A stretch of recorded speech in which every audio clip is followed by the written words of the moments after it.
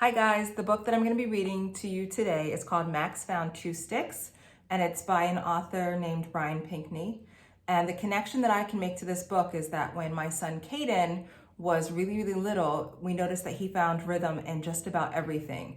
For example, when the washer was going, he would dance to the rhythm of the washer. So this is a boy who really loves the idea of the music that he can find in the world, and he makes his own.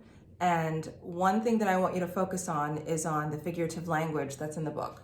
The author really makes sure to use onomatopoeia on almost every page just to show the sounds that he's making with the two sticks that he finds. So this is Max Found Two Sticks.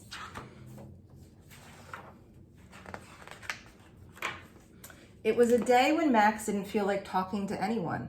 He just sat on his front steps and watched the clouds gather in the sky.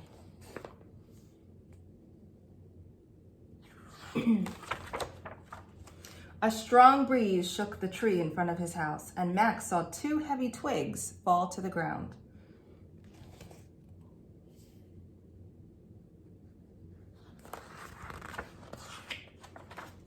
"What are you going to do with those sticks?" Max's grandpa asked as he watched the front windows.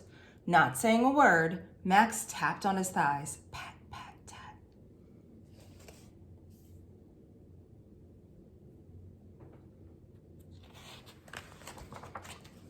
Putter, putter, pat, tat. His rhythm imitated the sound of the pigeons startled into flight.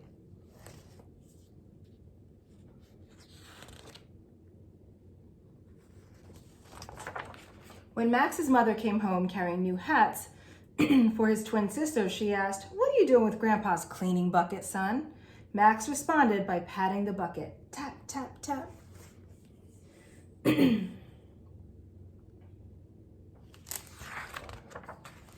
Tippy tap, tap, tap. He created the rhythm of the light rain falling against the front windows.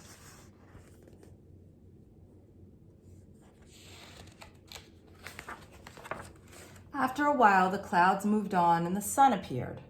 Cindy, Sean, and Jamal showed up drinking sodas. "Hey, Max, what you doing with those hat boxes?" Again, Max didn't answer. He just played on the boxes. Dum, dum, dum-de-dum.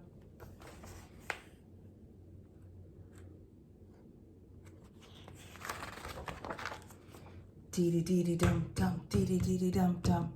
Max drummed the beat of the tom-toms in a marching band. I love the illustrations on this page.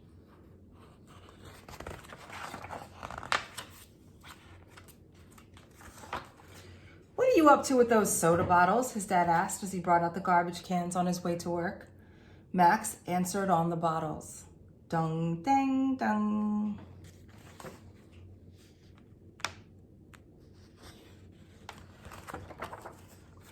Ding, dong, ding. His music joined the chiming of the bells in the church around the corner.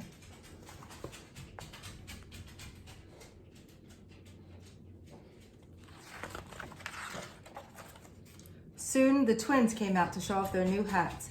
"Hey, Max," they asked, "what are you doing with those garbage cans?" Max hammered out a reply on the cans. Cling, clang, to bang.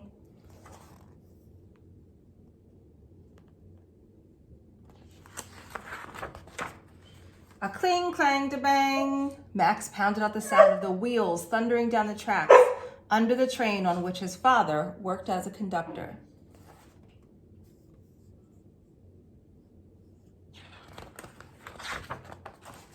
Suddenly, Max heard thump, dee-dee, thump, thump, thump, dee-dee, thump, thump, as a marching band had rounded the corner.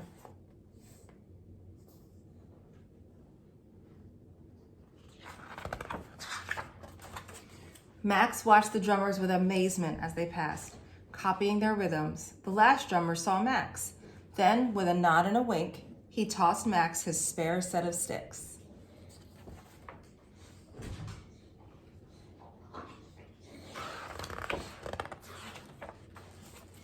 "Thanks," called Max, and he didn't miss a beat. It was the first word he said the whole book. He let his music do all the talking.